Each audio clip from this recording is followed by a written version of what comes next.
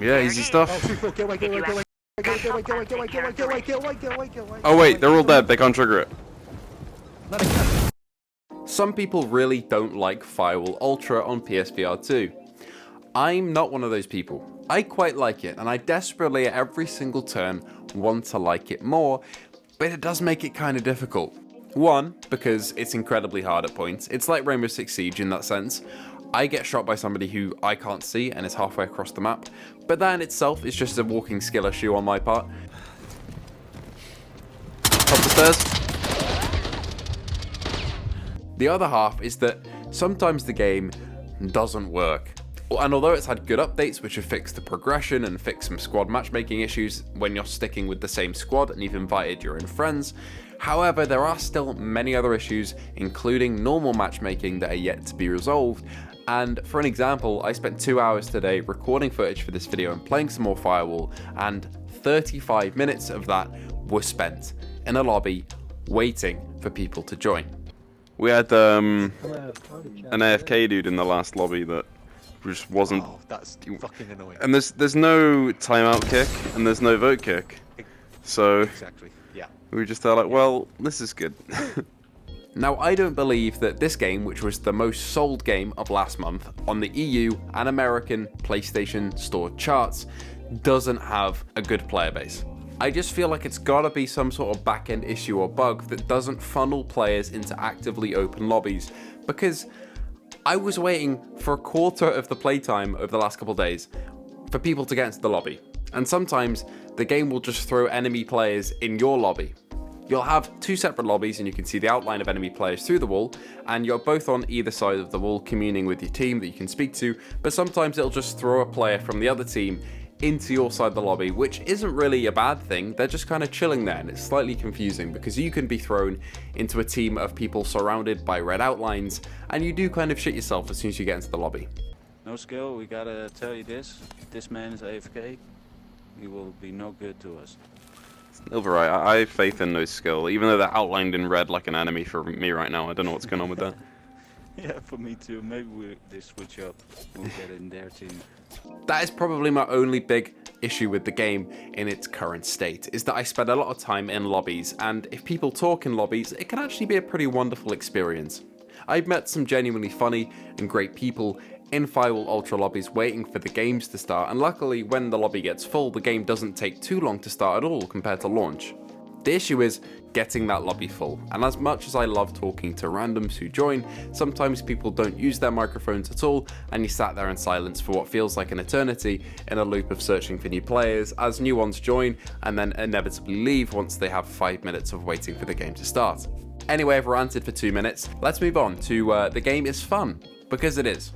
Learning the systems more, learning the maps more, and actually being able to make plays is really what makes this type of tactical game. On the flat screen and in VR, it translates pretty perfectly, and once you're past all the loading screens and waiting for people to join, and the lobbies, and the matchmaking times, you have a genuinely fun experience. If I cover this side, you cover that side, then I'll get in, and then we're good. Unless they come the other way, which it seems like that, yep.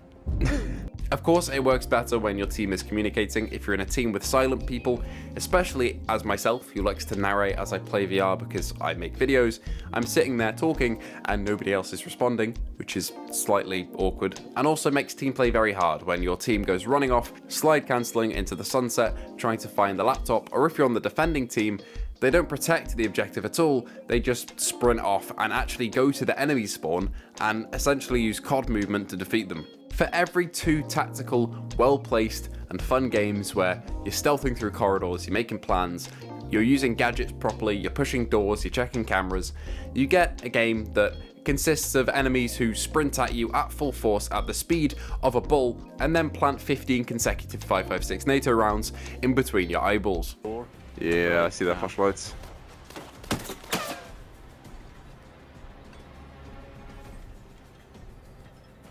One is rushing.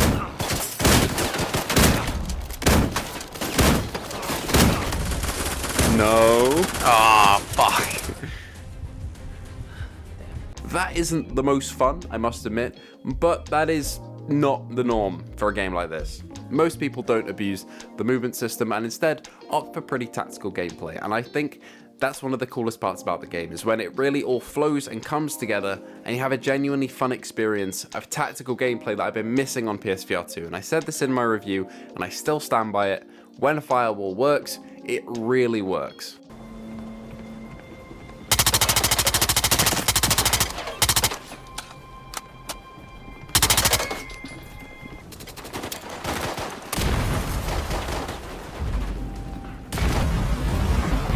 Oh, fucking hell.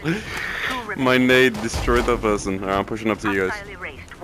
And I can't stress it enough how good the game actually looks. In terms of resolution, it's kind of to the upper echelons of PSVR2, but it's not quite as good as something like, say, the Light Brigade, which runs at 90 Hz and has no reprojection, and all the edges are completely smooth, because that game is incredibly stylized. It looks amazing, don't get me wrong, but it's very stylized in a way that it doesn't use up, you know, too much in terms of the graphical capability of the PS5, whereas Firewall Ultra uses Unreal Engine 5 and maybe has slightly more jagged edges on some objects in the distance than a game like the Light Brigade, but it looks incredibly real, and that's because of lighting. And I sang its praises in my review as well. It's just gotten better now. Some more graphical glitches have been fixed and UI glitches have been fixed, and now the game looks incredible. It always did, but now you get less popping and less artifacting. And overall, when the game shines in terms of its lighting, it makes everything feel real. And ultimately, that's what I'm looking for in a game like this, is for it to feel real, which it does. And many times, I completely forget that I'm in my room at all. And that's the goal with VR. Feel like you're transported somewhere else. And there are certain games and certain moments where I'm standing there thinking, I'm actually here. And Firewall Ultra has, surprisingly, a large amount of them. For a game that is a tactical shooter with low interactability in terms of button pressing and doing different actions, and really isn't VRAF, the lighting makes it feel real to me. It's such a weird contrast of having systems that feel like a flat screen game, like opening doors with a button press or activating the laptop with a button hold, and then combining that with one of the most realistic looking games on PSVR2. It's a complete clash and kind of freaks me out. It's a bit weird, but if I'm standing there taking in the surroundings, the game looks incredible. And I guess my ultimate message here is that I do believe it's going to get better.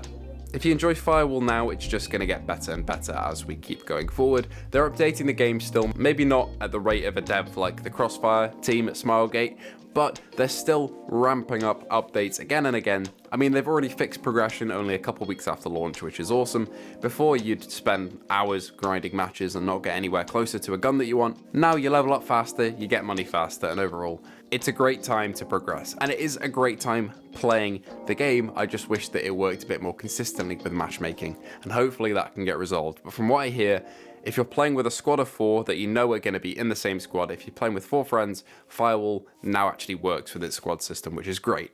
But I wish the random matchmaking wouldn't throw random people in and then wait half an hour to add another player. Anyway, that's my rant over. I have been enjoying Firewall Ultra, despite some people really not enjoying it, which I do understand, but I think it has some real potential, and I can't wait to see where it goes in the future.